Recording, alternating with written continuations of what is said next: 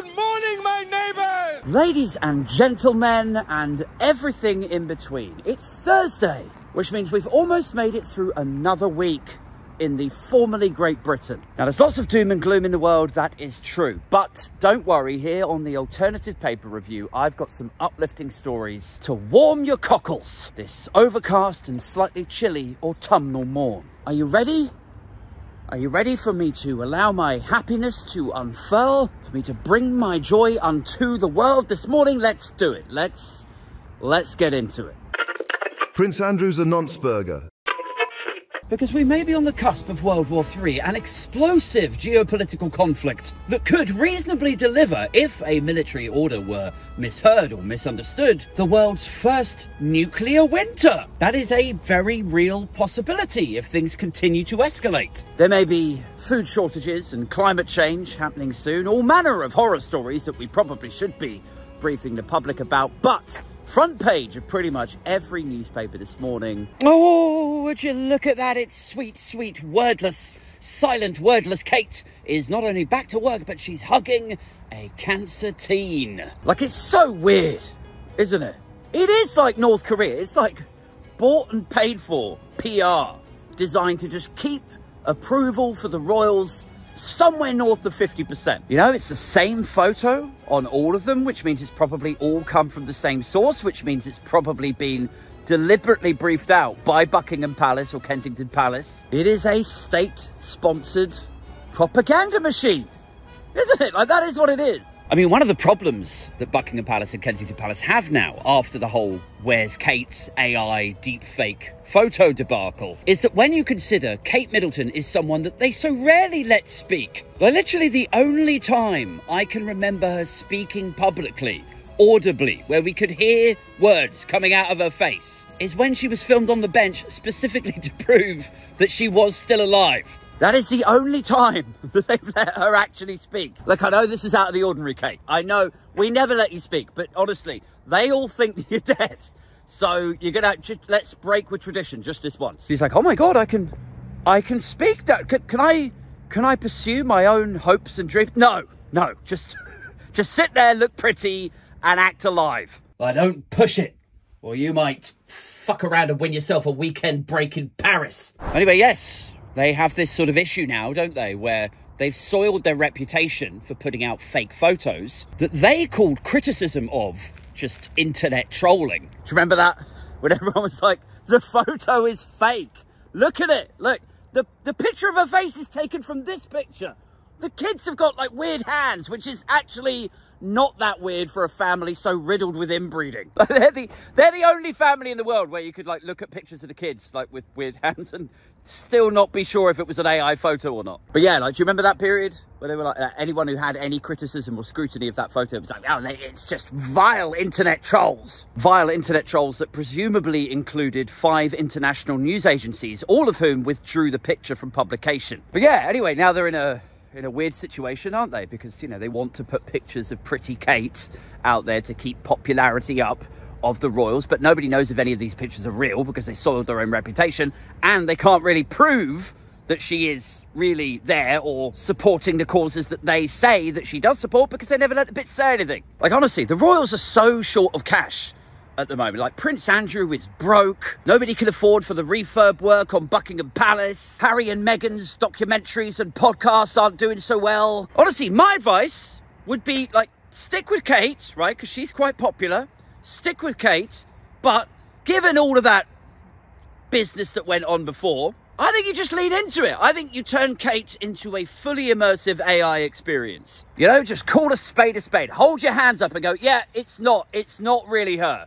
It is a hologram. You know, and in the same way that ABBA, you know, get up and perform their hits sort of thing, Kate will get up and, you know, do what she does. You could have a sort of light, smoke and mirrors deep fake of Kate trotting up onto your stage, cutting your ribbon, pretending to hug a couple of members of the public, and then they just, you know, switch it off. Show's over, guys. In some ways, it could be even better than the real thing, you know, because Kate, they don't ever let her speak in case she says something bad or intonates incorrectly in a way that would be unbecoming of a princess. This one would be a deep fake, wouldn't it?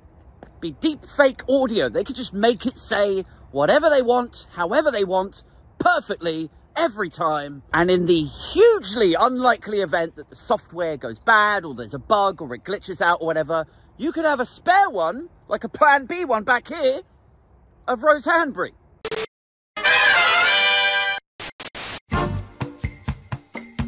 Over to the Mail now for their actual front page. Starmer coughs up £6,000 for his freebies. Honestly, this freebie gate business is utterly ridiculous. Like, to my mind, it's like a two-pronged approach to this story, right?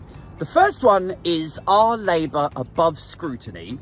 Should we not hold them to account for gifts and freebies that they receive? Obviously, the answer to that is no. Do I want politicians to be bought and paid for and, you know, people to have their ear and influence and cozy up to them? Not particularly. You know, I used to work in recruitment back in the day for 6 years, and there was like anti-bribery legislation. This is like years ago. There was anti-bribery laws where it's like, look, the recruiters can't take the HR staff out for beers. It could be construed as bribery. And I think, like, from memory, there was like like they could take you out for lunch or something, but they could not like treat you to an England game, or they couldn't, like, you know, shower you with gifts and, you know, pop money in your pocket, like all of that. None of that is okay. So if it's not okay for recruiters in the city to be even seen to be like having their ear rented and loaned out to potential clients, or, you know, how can it still be okay for the politicians, for the people that actually run the country? You know, like, just on the off chance that you need this explaining to you super, super clearly, right? I work in IT now, and within our team, we have a load of like third-party suppliers, different products that we use, right? Now, if a guy comes knocking on our office door and says, look, I know you're using AWS over here for this, but we do a very similar product. And to help convince you to migrate away from AWS and come over to us and spend your 10 grand a month with us instead, I'm willing to pay for you and your whole team to come away for 2 weeks to Ibiza. Like, yes, that sounds like a lot of fun. It does, doesn't it? You know, just have some random IT salesman rock up and basically offer to spend 20 or 30,000 pounds, taking us all away to this paradise island to rave and shit. Honestly, I would be like, I fucking love my job. But no, that is not the way that things are done. I could get in a lot of trouble for behaving, for conducting myself in that manner. So yeah, I don't know, is it just me? Like, why are the rules so stringent, rightly stringent, in some industries, and yet in politics, in the political parties, in the institutions, in the government, where we need them to be their most restrictive, where we need you to keep your sheets whiter than white? It seems like, well, you know, this is just the way it is, eh? So that's the first prong, if you like. It's like, you know, am I comfortable with this? No. Do I think it should change? Yes. Would I like to see, like, donations and speaking engagements and second jobs and all the rest of it completely removed from the political conversation? Abso-f***ing-lutely. But do I concurrently think it's ridiculous for papers like The Mail, who cheered on the Conservative Party and dismissed any criticism of them taking donations and their speaking engagements and their second jobs as politics of envy? Well, yes, I think that's ridiculous. You're being ridiculous. Like, I distinctly remember, I remember this vividly, back in the day when the subject of second jobs came up one week. There was some big scandal and Labour were criticising the Tories back when the Tories were in power. And I think Nick Ferrari was talking to a Conservative MP, like a minister on the rounds, and the minister's defence was something along the lines of, well, you know what, like, Labour are actually just jealous because none of these companies want to talk to them. Like, nobody's banging down the doors of the Labour shadow cabinet begging them to join the board of, like, Unilever or whatever. Business leaders aren't paying Labour MPs to join them, like, on their second jobs or donating to them. That's what all of this is about, is they're just jealous. Now, of course, the shoe is on the other foot. Labour are in power. Tens of thousands, if not hundreds of thousands of pounds are flowing into the pockets of Labour MPs. And suddenly now, right-wing papers like the Mail and the Express and the Telegraph are pretending they have some huge ethical problem with this whole apparatus. I mean, for what it's worth, I actually think we should allow them to continue with this moral panic, with this fifth gear criticism of donations. I think we should, like, egg them on to take it a step further, because then we could get the change that we want to see. Like, we should go and knock on the door of the Daily Mail this morning and be like, yeah, so I read on your paper that Keir Starmer's returned £6,000 in donations and glasses and dresses and frocks and suits. Yes, it's absolutely outrageous. That whole business is absolutely disgusting. Gives politics a bad name. Yeah, I agree.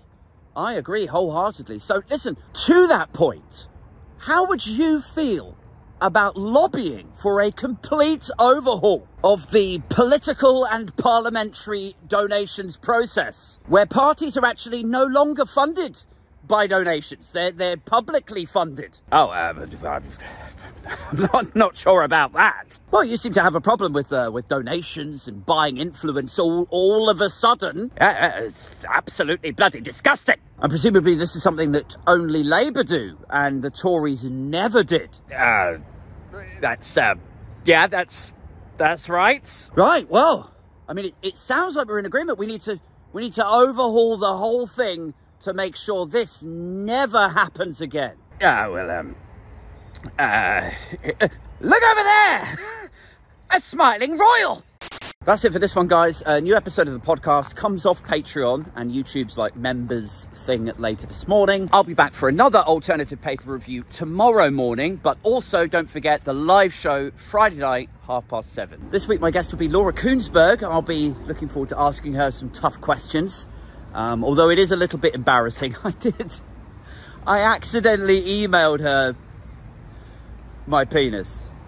From your neck to your ankles, your black ball, screaming booze down the damn halls and crack calls. Reviews and those rants balls, my man brawls. Your straw man, your ball games, it's your dad's balls. All day, every day, your boy's killing it. Quick dealing the sick shit, straight illin' it. Slick figure in politics, for the thrill of it. Him and beer swilling, going ape on gorilla shit.